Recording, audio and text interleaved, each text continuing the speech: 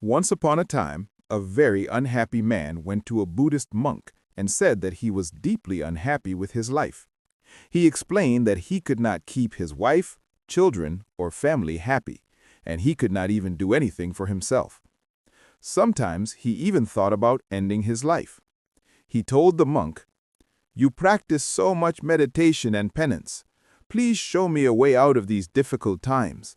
I'm going through a terrible phase, and even arranging 2 meals a day has become very hard for me. Please tell me how to survive during such times and how to keep my family happy. Give me some simple advice that I can easily understand, because I am not very educated, and if you speak in deep philosophical terms, I may not understand at all." Hearing this, the Buddhist monk smiled and said, "You can do one thing." He then pointed toward a high hill and continued, "On that hill there is a temple.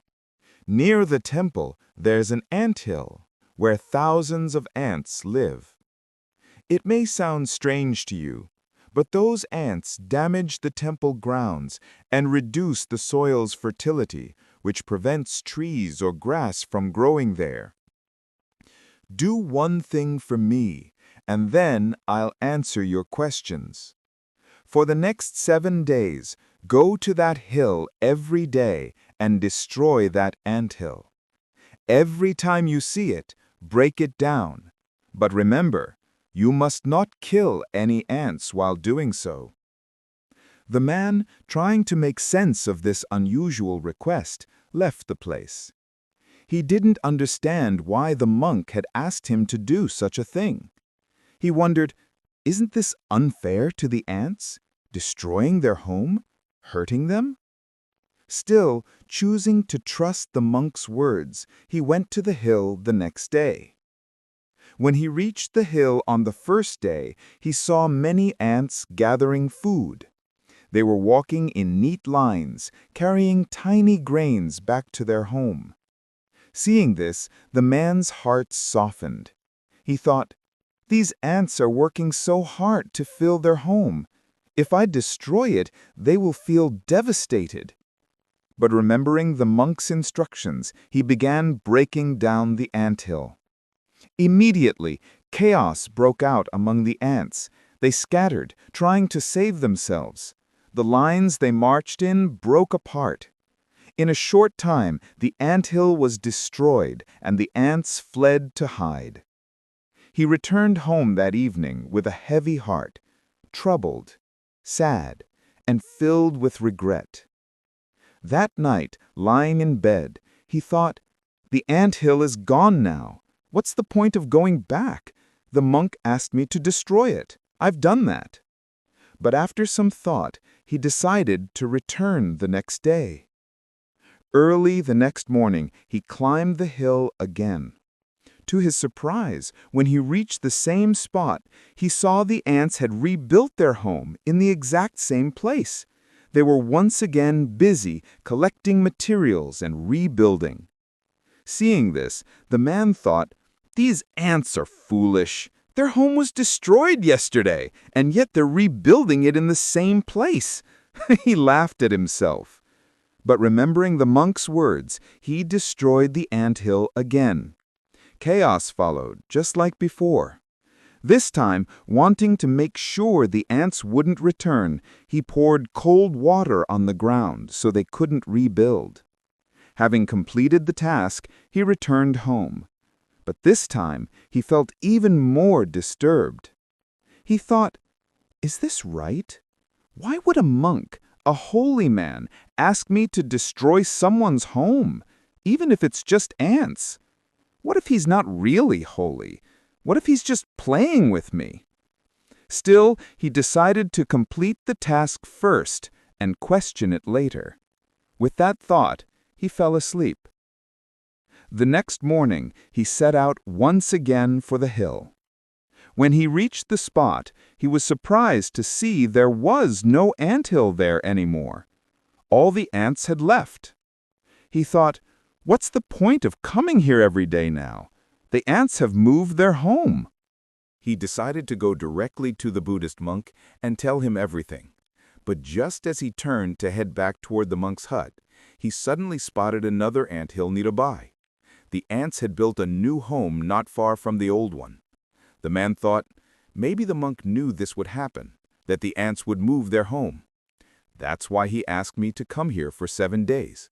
Thinking this, he decided to destroy the new anthill as well. When he reached it, the ants were once again busy at work, gathering food and storing it in their new home.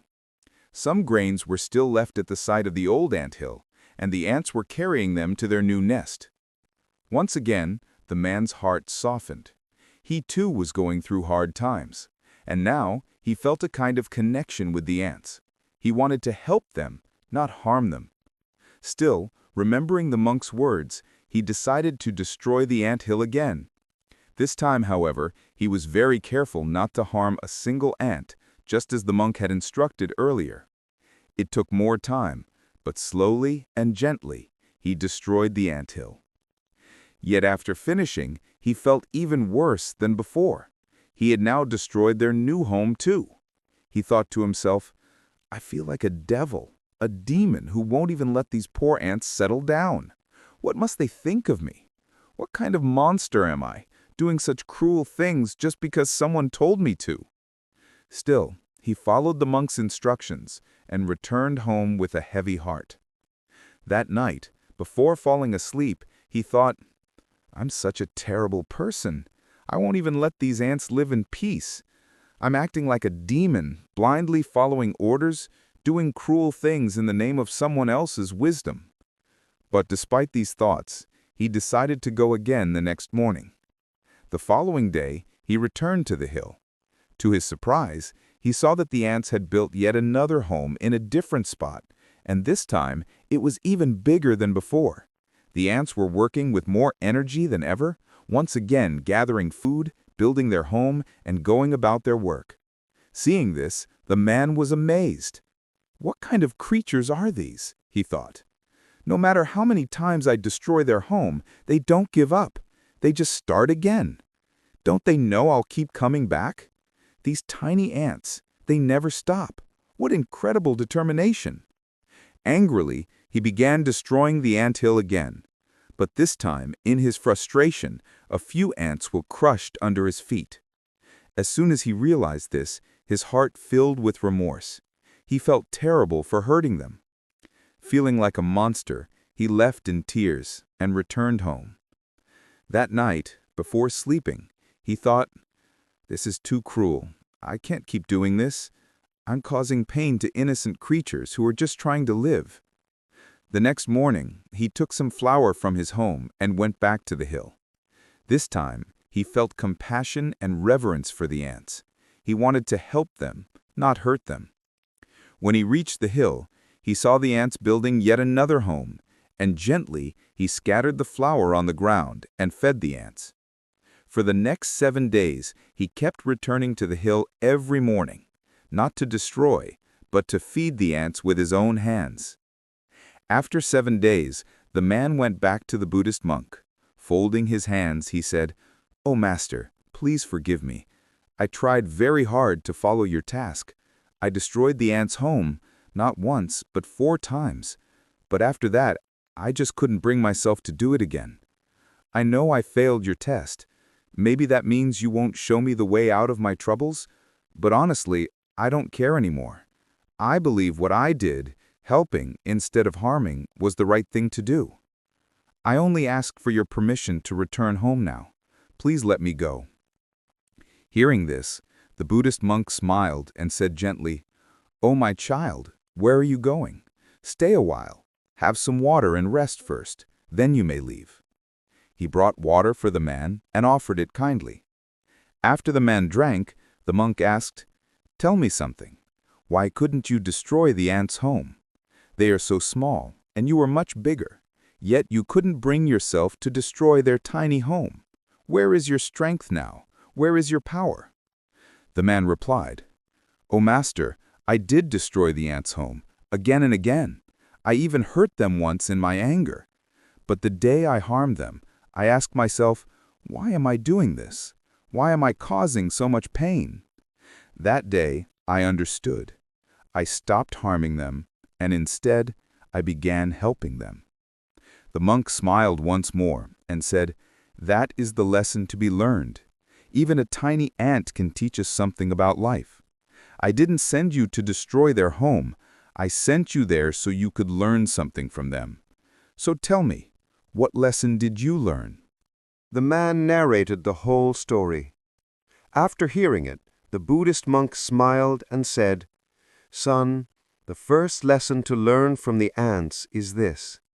No matter how many times you tried to destroy their home, no matter how many attempts you made, they kept rebuilding it. Each time, they never gave up. If they had given up, you wouldn't have found them there. Life is about being active. But we humans often give up after failing once or twice. We become disheartened and stop trying. Some even go as far as wanting to end their own lives. Have you ever noticed that animals never take their own lives? No matter how hungry or sad they are, they always keep struggling to survive. On the other hand, we humans sometimes give up on life after facing just a little despair. Life is about taking action. Life is about working. Death is the ultimate rest.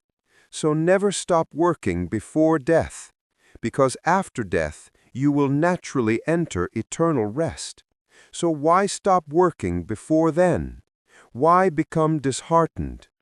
If one house is destroyed, try to build another. Keep trying. And as you've seen with those ants, those who keep trying never lose. The ants are much smaller than you, yet their spirit is far stronger and more determined. Despite their home being destroyed repeatedly, they never gave up.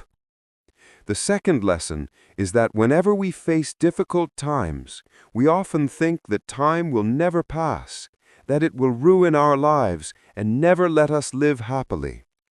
These thoughts, these ideas, which have no real existence, are just thoughts, and it is they that make our hearts heavy. That's why we stop trying. But think about it. Nature will continue to challenge us repeatedly. But for how long? If we keep getting up and trying again, even nature will eventually bow before us, become merciful, and one day it will give us everything we have ever wished for. You saw this yourself. You went to destroy the ants' home, but later you started feeding them grain and flour. You became merciful toward them. Why? Because you saw that the ants never gave up. Similarly, if you never give up in your life, one day nature will give you everything you ever wanted. So remember these two lessons. Keep working, and one day nature will surely reward you for your efforts. So friends, I hope you learned a lot from this story. If you found this story inspiring, please take a moment to like the video, share it with your friends and family, and leave a comment below to let us know your thoughts. We greatly appreciate your support. Your support helps us create more meaningful content and reach more people who can benefit from these lessons. See you in the next video. Subscribe and awaken your mind with Wisdom Kingdom.